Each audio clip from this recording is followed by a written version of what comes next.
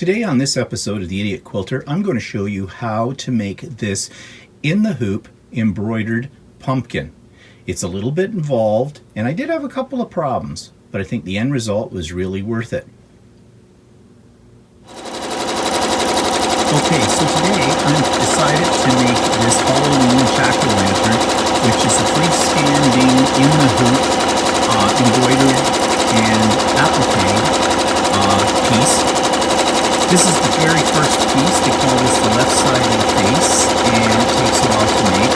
And there are several pieces to this pumpkin. Let's go around to the side. And so that's what I'm doing today. So I'm going to take video periodically when I do each piece to show you what the pieces look like, and then I'll assemble it and show you what it looks like when it's all assembled. And this is what the design looks like. Actually, there are several pumpkins in this series. As you can see, there are nine different pumpkins you can make, and you can intermix these pieces as well. I'm concentrating on the one in the center, the jack-o'-lantern, and the piece I just showed you is the left-hand side of the face there. So yeah, you do it all in sections, and then you put it all together, and you have a pumpkin. So we'll see how that works out as we go along. Okay, so I'm starting on the second piece now, and this is the other side of the face, and I'm going to show you what the first piece looks like now that I've taken the water-soluble stabilizer, and that's what this is. This is water-soluble stabilizer, and it's kind of like a glue in a sense. When you dunk it in water, it dissolves the stabilizer, but you leave some of the stabilizer in the fabric itself, and that makes it stiff enough that this is going to stand up when you put it all together. So let me take you over and show you the piece that I've already done this with. And here it is. There's the first piece. It's drying right now. And what I do to dry it, after I've dunked it in a sink and swished it around until the stabilizer is out of it, which only takes 30 seconds, I put it between several layers of paper towels and press it with my iron, give it a good steam just to help it start to dry, and then I lay it flat here and let it dry, and it'll be dry in about an hour or less, depending.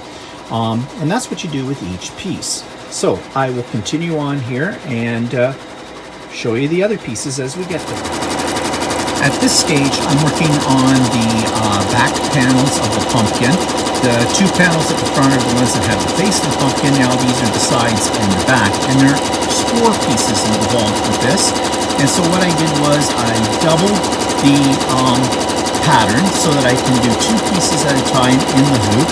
Saves on stabilizer, and it doesn't save you any more time because it still takes as much time to do each piece, but it does save on stabilizer. So that's a trick. When you're doing something in the hoop, oftentimes it'll call for 1 piece in your hoop, but you'll find that you have more room and can get multiple pieces in the same hoop, so that saves on stabilizer. Okay, so I thought I'd show you what the applique part is actually of all of this. So here is my piece of fabric in my hoop, and it has stitched an outline around this, which is called the tack down line. And now I have to separate this outside piece from the part that's tacked down. So I'm using these duck-billed scissors, or applique scissors, and you just go around the stitch line. And actually it's very easy because if you tug a little bit onto the fabric, as you cut, the fabric will separate along the sewn line. Now the line is a double reinforced line, meaning that there is 2 rows of stitching that have gone completely around this shape, and that just holds it into the hoop a little bit better. Oops, careful. I'm cutting my stabilizer and I don't want to do that. And that's what these scissors are good for because of their shape. They help you to avoid cutting your stitches. If you cut 1 or 2 accidentally, it's not usually a major problem. So there you can see I've got it cut out. Now, just to let you know, a little tip here on what just happened. I had 2 of these in the hoop before I showed you, and I almost got through one of them, and I went upstairs for a few minutes, came back down, and there was a bird's nest underneath this where all the threads for some reason got tangled up, and it pulled the whole system out of the hoop. When that happens, you cannot get it back into the hoop and line it up in most cases. So those two pieces that I had on there, and it worked on them for almost half an hour, basically a waste. They're over with. So I'm going to do them single piece at a time. I was trying to be clever, trying to save stabilizer, and that's what I ended up. And in a sense, that didn't save me anything, neither in time nor in stabilizer. So I'm going to go back and do 4 of these in the hoop. Now, I had to change my colors. I don't have enough of that particular fabric to do 4 panels. So I'm going to do 2 of them in that, and I'm going to do 2 of them in this fabric. And that'll look fine. Just gives it a little bit of a designer element. Okay, so this little piece here still has some time to go, and you can see on my computer that it tells me how much time right down there, 20 minutes left, which is a nice feature. But I can also monitor this on my iPad or my phone with a program that Janome provides as a free app. And this actually shows you, you can see the countdown of my stitches here, and it's showing me how much time there's left in this particular color change.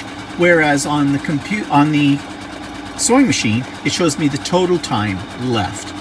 So I like to use that. And the other advantage is I can do this on my phone as well. It works with iPhones and iPads.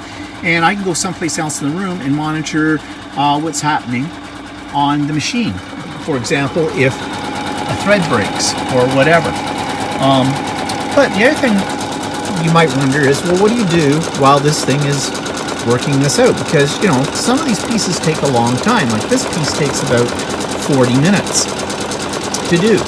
So you could sit here and be bored. You could read a book, I suppose. You could do some hand sewing or whatever. Sometimes, because I have another sewing machine behind me, I will work on piecing together another quilt.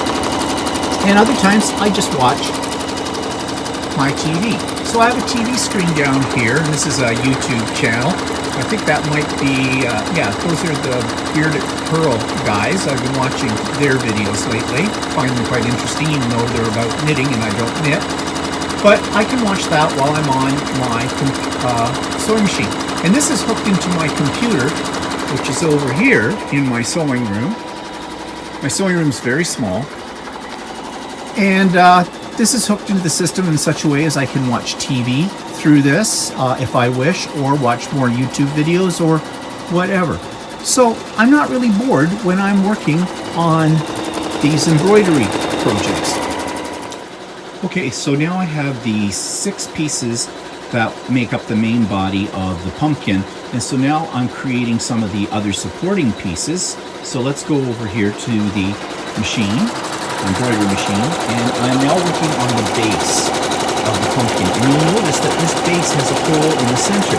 Now the whole idea of the hole in the center is so that you can put a battery operated tea light, or in my case I have a little LED light that I can put in there, which will change colors, battery operated, actually even has a remote control, something I got off of Amazon last year, just before Christmas, and I think it's going to look really cool.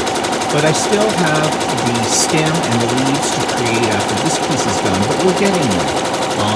It takes a bit of time, as I've said before, but we're getting there. So I'll show you the next pieces when I load those into the embroidery machine.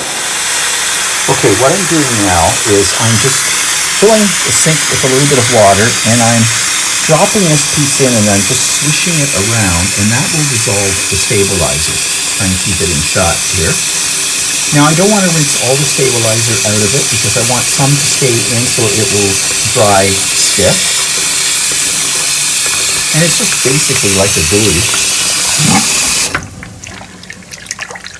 And so here I am. So it's all washed out. It was that quick to do it. And now I'm going to take it and I'll put it between 2 paper towels, press it with my steam iron for a couple of seconds just to squeeze out some of the moisture, and then lay it flat to dry. So now I'm working on the stem pieces for the top of the pumpkin, and you can see the color has changed. Something else that's different about this is that there isn't any fabric. What you see this sewing on is all water-soluble stabilizer, and this is what they truly call freestanding lace, because there's absolutely no fabric involved. It is lace that is done by the machine, and the way that it interweaves the threads gives it the support. Now, once these are done, I will cut around them and put them in the sink like I just did a minute ago, and rinse out the stabilizer, and then press them flat and let them sit and air dry. Now, according to instructions, I need 2 of these pieces, so I'm not sure if that means that there's 3 pieces here, or I need 3 pieces, but I'll figure that out as we go along. Now, I want to tell you about a potential problem you can have when you do these. These first 2 pieces of the stem have come out fine, but then I ran into a problem with the 3rd one. Now, the problem was that my thread got caught somehow, and I don't know why it did it, but it does this sometimes. It got caught underneath the pattern and created a bird's nest. And then when I tried to release the bird's nest, which is just the bunched up threads underneath, I accidentally popped out my embroidery out of my hoop. Now, I tried to place it back in, but most of the time you're never so lucky to be able to get it lined up again. So as you can see, this should not be here. I'm way off.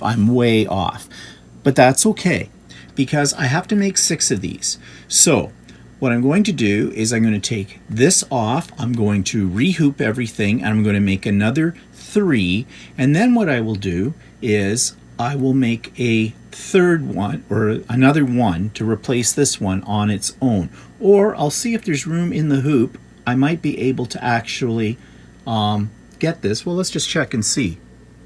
I'll show you here. I go to this grid, and this shows me the placement. Now, those are all linked together, and I don't think, yeah, I can't separate them using this. Now, I could go into my Artistic Digitizer program, load this up, and do that, but I don't think it's really worth it. So I'm not going to worry about that so much. But this is one of the problems you can have, and this is not necessarily a problem with your machine or the design. There's all kinds of factors that can create this little problem. So it would be nice to move away from your embroidery machine when you're doing something like this, but I can guarantee you, as soon as you go away and do something else, you'll run into a problem. And guess what? That's why I had this problem. I went into my other room, into my craft room for a moment. I came back out. I could hear it making a weird noise. I stopped it, and that's when I discovered that I had a bird's nest underneath. So I thought I would share this with you, because I know in a lot of videos you see people doing machine embroidery and they cut to different things and you never hear about the problems. There are problems you can have, but you can usually solve the problem or get around it in one way or another. So I've done the last of the stem pieces, made up for the one that tangled up in the machine. But in order to save on some of my stabilizer, at least to regain that which I lost, and I'm thinking very frugally here, I've put the next piece, which is the leaf. It looks like this. That's one layer of it. The whole thing looks like that. I'm able to put this onto the same hooping as that one last stem piece. So, you know, there are ways that you can still economize on your stabilizer. But when I say economize on stabilizer, really, don't try to go too cheap on it, because really it's worth the investment in stabilizer. If you start using little bits and pieces and things like that, you will have problems with your design. So only do it when you're pretty sure you can do it. So we're just finishing up the leaf right now, and the last piece to go is the line. And I'm going to see whether or not I can fit the line onto this hooping without having to do a whole new hooping. I'm not sure. I'll have to see what size it is and what hoop it calls for, but we'll figure that out. So this is the last piece, and it's the stem, which sort of hangs down from the top of the pumpkin according to the picture of the final product. And yes, I was able to get it onto this hooping, which is good, because that's saving stabilizer, and the more times you have to hoop, the longer it takes to do this. And this has been a fairly lengthy project. And you can see here on my timer that I have 15 minutes yet left in the completion of this stem piece. So hopefully everything will work out okay. So now I have all my pieces done and I'm going to assemble them. And I'm just going to show you the process. I'm not going to go through the whole assembly of this because it does take some time. But I want to explain the basic tools. Now here you can see these are the sides of my pumpkin and the stems on the top, and this is the reverse side. And you see there's some clips holding these pieces together, and those will become very clear why I use those in a moment. So let's just slide these out of the way and I'll show you working on the last piece. So this is one of the sides, and there's 6 of these, and then there are 6 of these stem pieces, they call them. And stem pieces have to be attached to the top. Now there are holes, eyelets if you wish, that were pre-sewn into these pieces when they were embroidered, and there are these little button parts, they call them, or buttonettes, these little knobby things on the end, and they go through the holes. So getting those through these holes can be tricky, and there are many of these because you can see there's a lot of eyelets down this side and there's holes at the bottom, and that's essentially how the whole thing is held together. So you will need some basic tools for this that will help you out. I highly recommend getting yourself an awl, which is a long pointy bit, also known as a stiletto. And I use that first just to sort of ream the holes a little bit, just to make them a little bigger. And I do that on all the holes. Now, you don't want to rip out the stitches. You're just stretching it a little bit so it will accept the buttonette a little easier. Then you're going to want a pair of these, and these are hemostats, and you can get them in any surplus store. You might find them at a dollar store, medical supply, whatever. They're basically a surgical tool, and you notice these ones are called alligator hemostats because they've got this little piece at the top that's bent, and it opens up. Now these are great because when you close them like this, they are clamped on, and you hang on to that and you can pull these little buttonettes through the eyelet. And let me show you what I mean. For this particular pumpkin, they want you to, or pattern, they want you to pull the stem buttonettes through to the back of the pumpkin piece. So I'm going to insert my hemostats through that hole, and you see this is why I reamed it out so I can get them in, and just put them in far enough that I can open them. And then you grab the buttonette that goes in this hole with these, and you pull it through. Oops. And you pull it through. And you can see this is why this takes some time, and you want to ream those holes out a little bit first. Okay, I've got that one through. Now very carefully, I'm going to put it through the other hole and clamp that buttonette and pull it through. Now I have everything through, but I want to hold them in place because as I put other pieces on, those little buttonettes can start to pull back out through the hole, and this will give you no end of problems. So I really recommend that you invest in a bag of these alligator clips, as they're called, and you can get them on Amazon. They're very inexpensive. You can probably find them maybe in a hardware store, but I definitely recommend buying them because when I first started doing these kind of things, I didn't have either the hemostats or these clamps, and believe me, it was hours of frustration. And that's basically how you assemble these. You just pull the buttonettes through, an alligator clamp them, and go on to the next stage. And the instructions that come with these embroidery programs usually show you step by step how to put the pieces together. Now another step that I'm going to do, which they will not tell you about in the instructions, is I'm going to take a little fabric glue, and you can use any brand that you like. This is Quick Bond Fabric Fuse. I've had this for a while. I'm not even sure who makes it, but Elaine's or is it Elaine's? This is by Thermal Web. Okay, even white glue for that matter will work. Fabric glue though I think is a little better. It's a little stronger hold. And what you're going to do is you're going to just, on the tip of each of these pieces, I'm going to remove the alligator clips, get my glue down in the bottle, and I'm just going to squirt a little bit on each of these buttonettes. And this I'm going to set aside before I start assembling the other pieces to dry. And I let it sit for about 30 minutes to an hour to make sure it has a good hold. And then I don't have to worry when I'm putting the other pieces together around this of these letting go and having to pull them back through. So I will now assemble the rest of this, and I'm going to do this off camera because essentially it works the same way for all the pieces. You're just putting buttonettes through the eyelets, and then at certain stages I stop and I glue them. Just if it looks like I'm going to get into an awkward spot, I take the time. So you don't want to rush this process. Now, why is it they don't recommend using or even tell you about using fabric glue for these pieces on here? The reason is this is meant to be collapsible. So after you've got it up for the season and you want to take it down, you can pull it all apart and put it away flat in a box. I'm not going to do that because do I really want to go through, quite frankly, the hell of putting this thing back together again every time I get it out? And the answer to that is no. Would it make it easier to store?